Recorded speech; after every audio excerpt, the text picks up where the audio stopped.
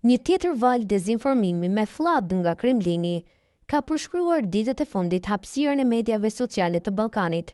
Objekti këtë herë ishte stërvitja e përbashkët e forcave speciale të Shqipërisë, Kosovës, Kroacisë dhe Shteteve të Bashkuara e zhvilluar në territorin shqiptar.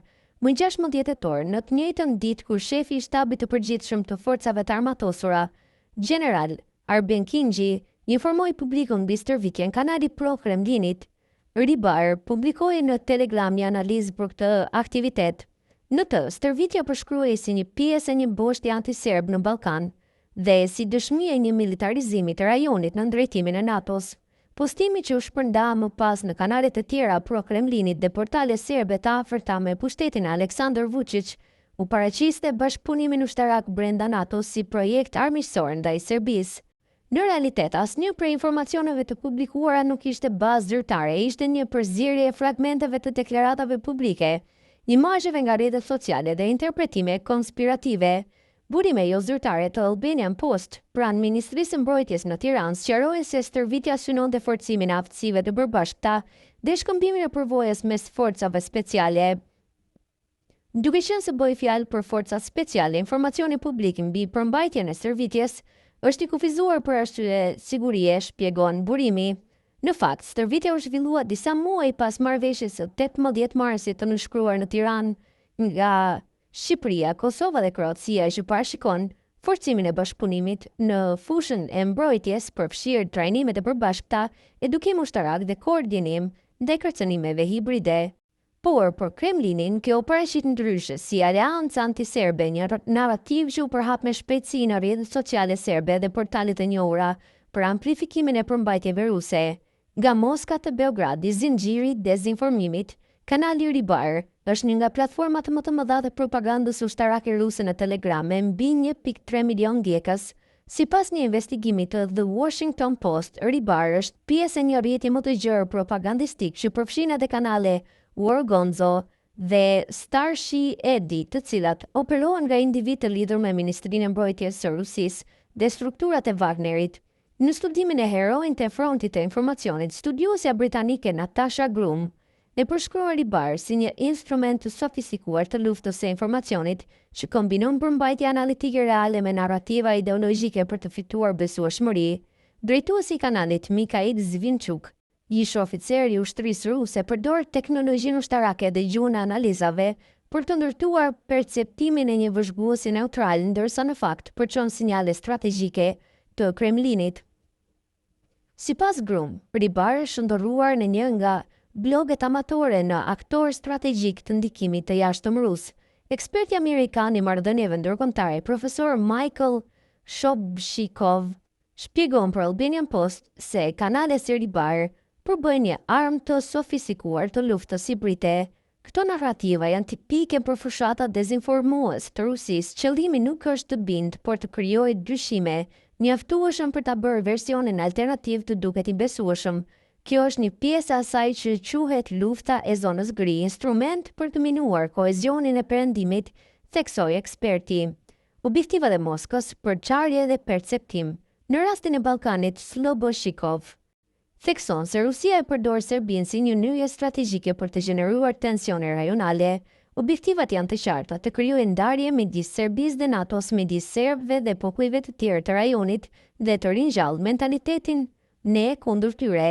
Moska po luan me rrënjët historike dhe ndjenjat slave për t'i bindur serbët se nuk mund t'i besojnë perëndimit, thot ai. Njësi i sigurisë Avni Islami ndan të njëjtin vlerësim, por e sheh çështjen në terrenin konkret të Ballkanit perëndimor.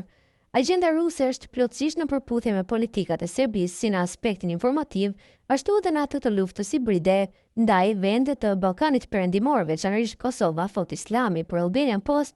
Prandaj, mediat ruse të afërta me Putinin dhe ato serbe të lidhura me Vučićin zhvillojnë një luftë të përbashkët propagandistike. Sipas tij, analiza Ribar për stërvitjen e tetorit nuk është asgjë e re. Pretendimet se Kosova, Kroacia dhe Shqipëria po krijojnë një aleancë të fortë me SHBAN nuk janë zhvillime të jashtëzakonshme. Këto bashkëpunime ekzistojnë prej vitesh, thot ai, duke shtuar se neutralizimi e përsis ushtarake të Serbisë është domosdoshmëri për balancën rajonale, jo provokim. Nga informacionit të ndikimi, Ekspertët bien dakord se forca propagandës ruse qëndron te përshtatja e mesazhit me kontekstin lokal. Në një rajon me ndjeshmëri historike ku besimi ndaj institucioneve dhe mediave është i brisht, dezinformimi gjen terror pjellor. Këto fushat jo vetëm që kanë potencën për të nxitur tension, ato realisht i nxisin.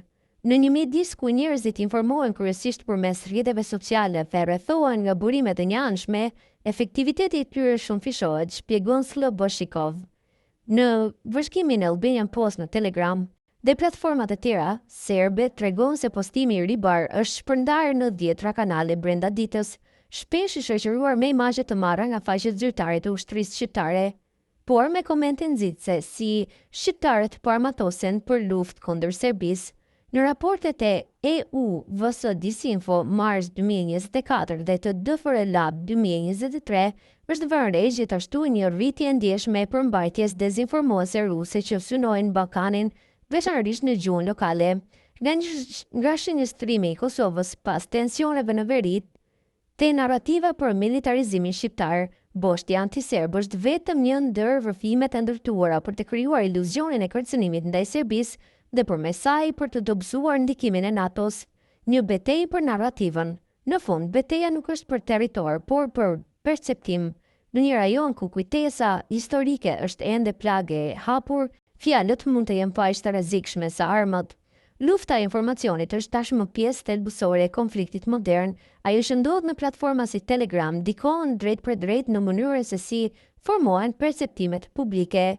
Kaq shumë informacion të shpërndarë sa që bëhen konfuz për ata që kërkojnë të vërtetën, prandaj gjithçka ka të bëjë me përballjen e informacionit që qarkullon dhe mungesën e ruajtjes nga dezinformimi. Njerëzit do të dallojnë të vërtetën për sa kohë që qeveritë rajonale dhe mediat arrijnë të bëjnë zërin e tyre të dëgjohet, revizionon Sloboshikov. Në këtë kuptim, sipas Avni Islamit, mbrojtja ndaj këtyre fushatave nuk është vetëm çështje komunikimi, por edhe bashkëpunimi real në terren. Për këtë arsye, Kosova, Shqipëria dhe Kroacia duhet të hartojnë fillimisht një memorandum më pas marrëveshje politike ushtarake që në rast të ndonjë sulmi ndaj njëras prej tyre të veprojnë së bashku në kuadër të një aleance të përbashkët të mbrojtjes. Mendon eksperti, në këtë luftë të padukshme ku çdo shikim ose like mund të amplifikojë një narrativ të huaj, Ballkani mbetet një nga fushbetejat më të ndjeshme të informacionit në Europë dhe Shqipëria bashkë me Kosovën janë tashmë pjesë e saj.